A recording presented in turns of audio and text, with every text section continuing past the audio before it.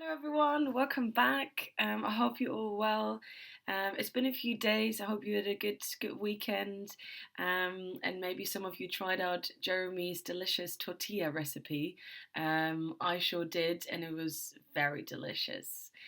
It's me today. I'll be talking about something called sleep hygiene. You might have heard about it. I had never heard about it, and when Zoe told me, "Oh, maybe we should do a video on sleep hygiene," I was like, "What does that mean?" And then she explained to me, and I also thought it was a really relevant topic to talk about. So for today's video, my aim is for you to understand, if you don't know yet, what sleep hygiene is. Why is it so relevant at the moment? And we will talk about how you can practice sleep hygiene. So I'll give you a couple of routines that you can implement for you to practice it.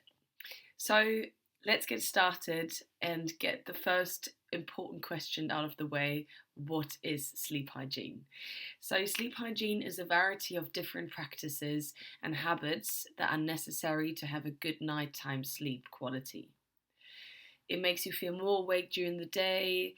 You're more less likely to have a nap during the day or feel that like tiredness maybe after lunch or whatever it is.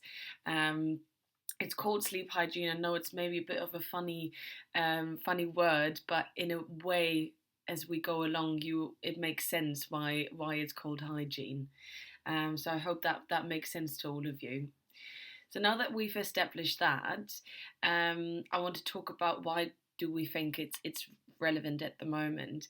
And as we've talked to all of you guys over the phone, we've all potentially our routines are completely off because we might have been used to our usual work routine, getting out at 7, getting to work by 9, leaving by 5:30, or completely the opposite and starting at 2 p.m.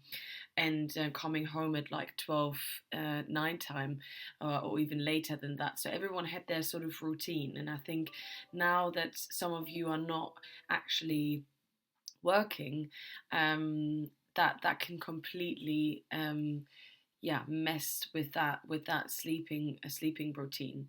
So it will affect your sleep, and it will affect how you feel during the day, and that's why sleeping is so important for both physical and mental health, and it definitely improves your productivity and your overall feeling, how you feel, and just quality of life, which is obviously more difficult at the moment than ever. So it can really help. If you've got a good night's sleep, it can help you to feel better during the day. So that's why we thought it'd be really good to talk about it.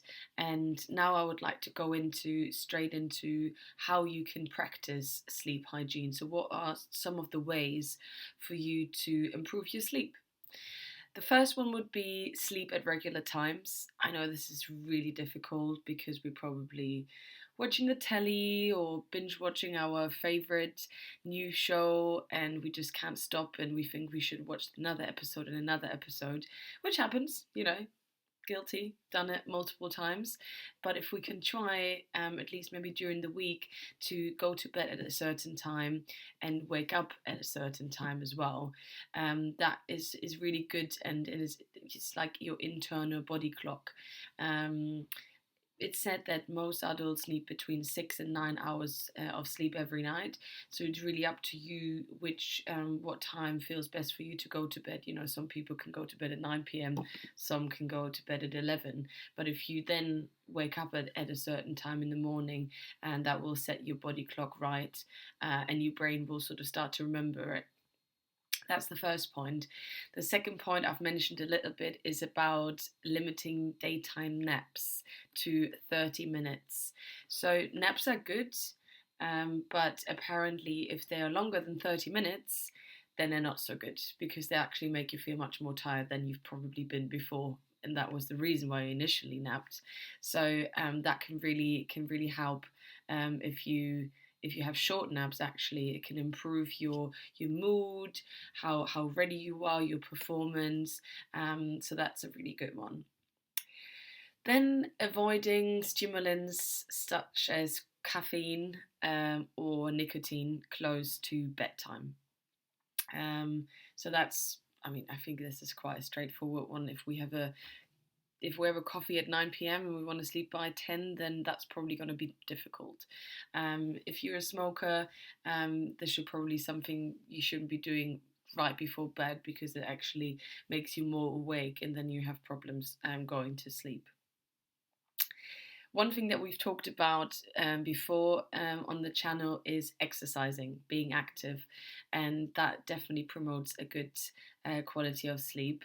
And even, as I've mentioned before, even 10 minutes of some sort of exercise, is it walking outside for a little bit, as long as we're allowed, it drastically improves your nighttime sleep. Um, of course, as I've also said before, to avoid very intense workouts just before going to bed. Um, so yeah, so that's a huge one as well. Exercise really improves your sleep. Then maybe try not to eat very heavy or rich foods, something that's really fatty, very citrusy, or spicy foods as well. Not having them just before going to bed, that can help as well.